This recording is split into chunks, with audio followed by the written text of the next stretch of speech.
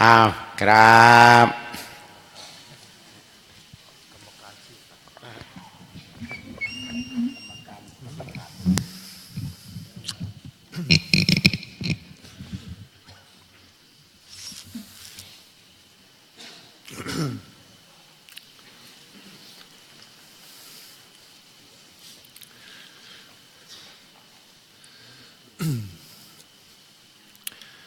นะโมตัสสะภะคะวะโตอะระหะโตสัมมาสัมพุทธัสสะนะโมตัสสะภะคะวะโตอะระหะโตสัมมาสัมพุทธัสสะนะโมตัสสะภะคะวะโตอะระหะโตสัมมาสัมพุทธัสสะจาริยังนะมามิ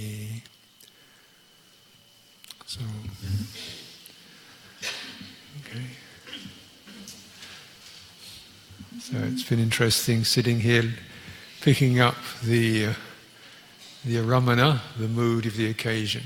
And I think one thing that Luang Por Liam said, it doesn't matter, we don't need to translate these, because a lot of these talks, it's not just information that you're gathering, but you're getting a sense of the feeling, the atmosphere, the mood. So just noticing this there's tremendous ebullience and vigour and good humour in the Dhamma talks tonight, and I can't really emulate that.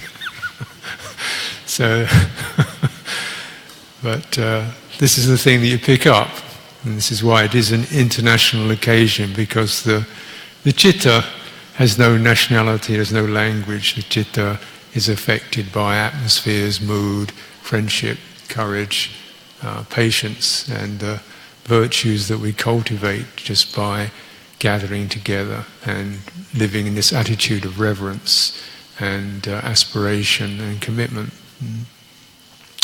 So for people who are rather new here, not so familiar with this kind of occasion, I think you'll notice many striking features that are both a tribute to Luang Por Chah and also an act of acknowledgement of the people, the culture that he arose from. And this amazing sense of reverence that is not solemn and stiff. It's respectful, but it's not frozen and cold. It's respectful, it's very warm and joyful. And the respect is gracious, and there's a lot of good humour in it. Yeah? And there's a tremendous generosity. Both you see the manifest generosity of offerings of food and requisites, but also the generosity to allow so many people to come into the monastery and just camp. Would you do that in your house? So many people you don't know, just to come in, use the place, and there's tremendous generosity from the Luang Por Liam and the Wat Pa Pong Sangha to welcome us all here, to invite us all here, and to create an occasion where we can get the sense of samagi, of harmony, of communality, of common goal, which is the real essence of what the occasion is about. So when we go away, we take some of that with us. We take some of the sense of, yes, I belong to the community, I belong to the practice, I belong to the values and the qualities that Luang Por Chah manifested and taught. And you take that with you, and that's what you came for, And that's why you're welcomed in to receive this gift. So clearly, also being an international occasion, an occasion that's deliberately international and generously so. People like me who barely understand what's being said, welcomed in, and the idea is the more differences that we can accommodate, the better. The more fun it is, the more interesting it is, the more rich it is, the more differences we can accommodate. So rather than some exclusive sect of just the really pure, ultimate people, just the more we can accommodate, the more differences, the more young people, the more old people, the more disabled people, the more we can gather in, the better it is. And that's also a tremendous sign of encouragement. That is a sign of both the culture of this occasion and also of Luang Por Chah, who took on a huge amount of very mixed people. And that's being polite about it. I mean, very strange people. Certainly some of the people I know quite neurotic, or disturbed, damaged, taking them on and welcoming them in and treating them and trying to relate to them to give them Dhamma. This is a tremendous generosity of heart and a confidence that beneath all the differences, all the strangeness, all the moods, all the tempers, all the whatever, there is a purity, a citta there trying to wake up, trying to get out of this craziness of defilement and confusion. So I spent I only had about a month or so living in the company of Ajahn Chah. And that's not much, but it was enough to pick up the mood, the flavour, the quality that was being manifested. I mean, the first striking thing I noticed about Luang Por Chah when he arrived in Britain was, this is strange, this man who doesn't speak the language, it's not his country, he's more at home here than I am. He looks like he's more comfortable being in England than I am, and I'm English. He's not making a problem out of things that I make a problem about. He's more settled and comfortable than I am. And it wasn't because he knew the language or the people or he'd studied it or he'd learned about it. He knew the defilements of the heart and he'd eliminated them. So there's a lot of space, a lot of safety, a lot of security, a lot of confidence and trust that all you needed in any country, in any place, in any situation was good heart, barami, bun, barami, and tremendous confidence in that.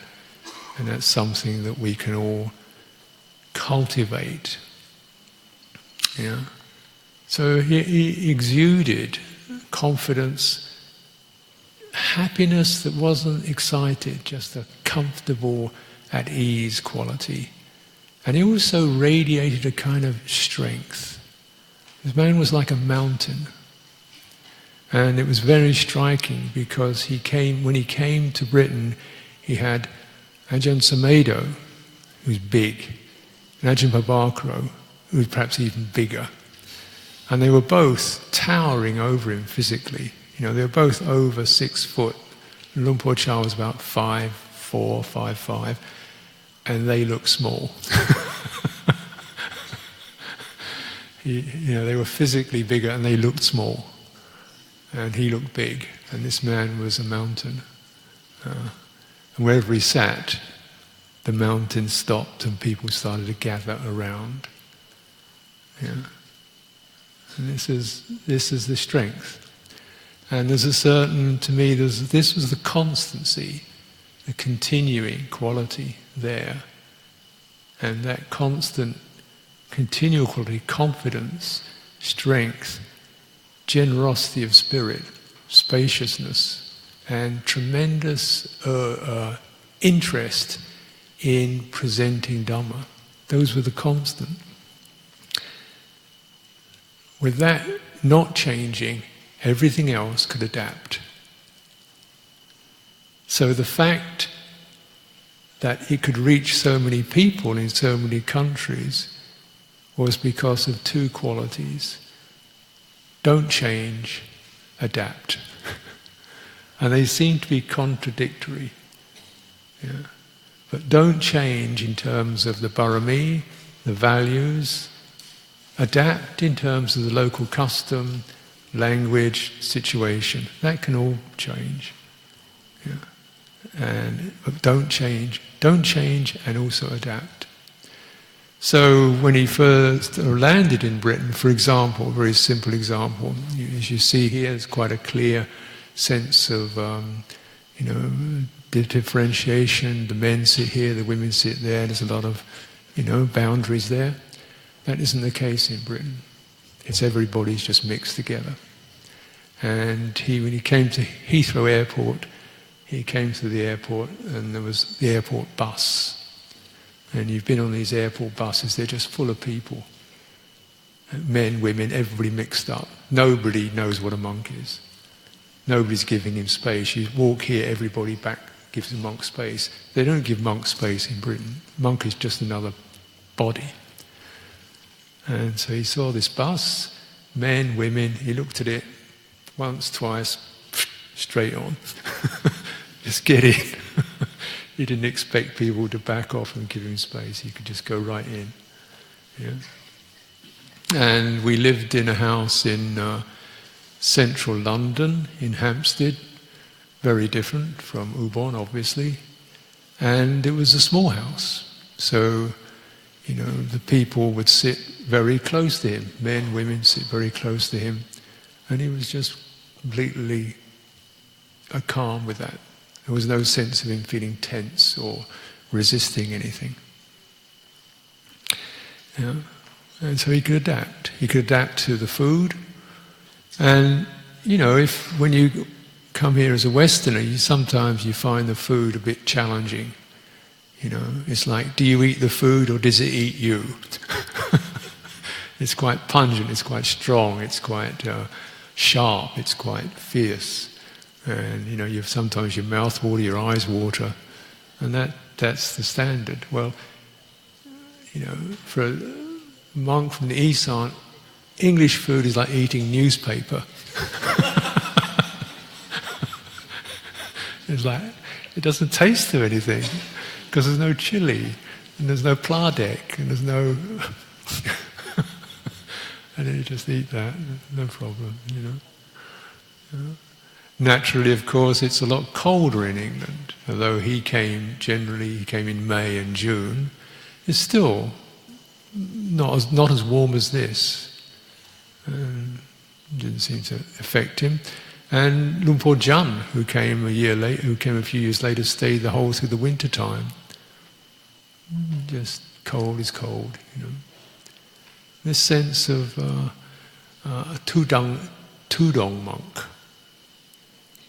And one thing that perhaps I just like to highlight, because we hear about Luang Por Chun as a teacher and as a founder and so forth, but Luang Por Chun was also a Tudong monk from beginning to end. Yeah. Tudong is, Dutanga means your practice is constantly aimed at shaking off defilement. It's not just meditation, by no means. It's you put yourself in situations where you have to meet feeling, Vedana, and Sanya, perception, and Sankhara, activities, and you stay resolute. Yeah? You don't give in to feeling. You don't give in to perceptions, imaginations, impressions. You don't give in to energies. You stay resolute. And this clears the agitation, the craving, the restlessness, the resistances that most of us experience. When pain comes, we wriggle, we squirm. We don't want it, we don't like it. And the practice of Tudong is to live in such a way that you put aside the defenses that normal people create. Their safe houses, their comfort, their warmth, and you put that aside. You go down to basic earth level. And Luang Por Chun spent about 8 years wandering Tudong. And you wander Tudong, it's uncomfortable. It cannot be comfortable because you can't carry what you need to make you comfortable. You have a bowl and a glot, and it means it's hard earth. It means it's hot and it's wet and it's cold and you don't get washed and you get hungry and your feet hurt and you get sick. And he did that for 8 years. And in that cultivated this tremendous resolution, to meet fear, pain, aversion, sickness, and stay resolute. And that's, even that's a lot. We can think of it as an idea, but as a practice, it really gets you. When the pain comes, and you can't wriggle anymore, and you just have to feel your body shaking, trembling. When the cold comes and you've got nothing warm, you just have the body just shakes and trembles, and you stay within it, just staying resolute while the body shakes, trembles, gets sick, and you stay resolute. That's the Dhutanga. And that creates a tremendous strength and confidence that you're not, because you gain confidence over these, what are called the aggregates, the khandha, which tend to jump at the citta and try and knock it around.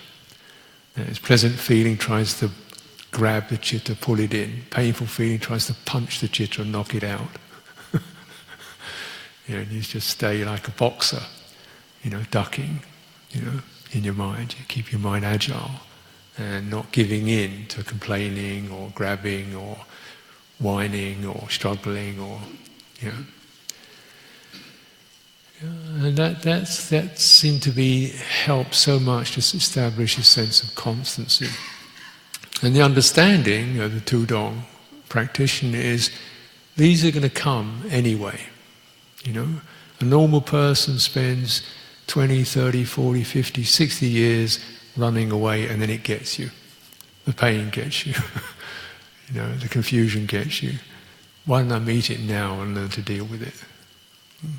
Because it's going to come anyway, towards the end. And this way I can learn to free my heart from the grip of the aggregates. So you look at perceptions, feeling lonely, feeling people don't like me, feeling lost, feeling confused, feeling I can't manage this, feeling I'm hopeless. These are perceptions, sanya. And you meet that and you stay resolute. Sankhara, I'm panicking, I'm agitated, I'm desperate. You feel those feelings, you experience that and you stay resolute. This is just that, this is just that, this is just that. This is the Tudong. And although Luang Por Chah, after I think 8 years, and I may be incorrect, but something like that, out of compassion decided to Pak Grot, to stay here, which was just first of all under a mango tree in the grounds, no kuti, just a tree with a grot, and living on very simple food because the villagers didn't have much food. And to make their way to this place also was a struggle because it was not an easy way, it was a dangerous forest, so sometimes they'd only get a little bit of sticky rice or some chili, and staying here. And then the Tudong continued, but it changed in some ways from being just physical austerity, which always remained the case, to being the challenge of meeting people, responsibilities, situations that cause one to, feel overwhelmed or confused or something. And so that's, Tudong stays there, that same principle. Don't blink, don't get lost in it. Don't get dazzled by fame. Don't get attracted by praise. Don't get sucked into renown or honor or being a Chao Kun or something. Or don't buy into it. The pleasure, the attraction. Don't fear people disliking you. Don't fear the criticisms of people who are confused. And so remaining resolute. Don't change. Adapt. Don't change, adapt. And you adapt in order to accommodate, because the quality of what arises from true practice, as the kilesa, as the defilements decrease, as the citta becomes clearer, there is a sense of space, freedom. Yeah? That is all that really we had to deal with, was these kilesa, defilements, the agitations, the confusions, the attachments that limited our freedom. When they drop or get cleared away, the space, the freedom opens up. Yeah? And in that freedom, other people find shelter. Yeah? It's like you have a plant and you get the root goes into the ground and it's strong, it has a strong trunk. It unfolds its leaves and you can take shelter. And Luang Por Chah was like a tree in that way. Very deep root, very strong trunk, and a big canopy. And lots of people could take shelter in that. And that shelter was his freedom. Yeah? And his resolution remained.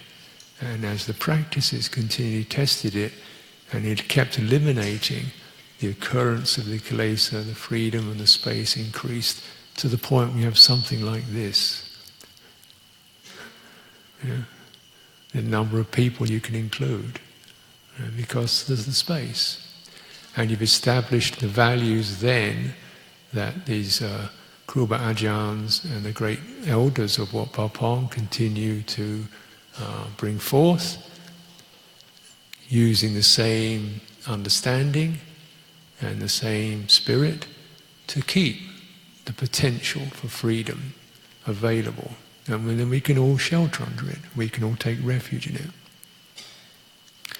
As you can see, you know. So you see this with your eyes. You look around.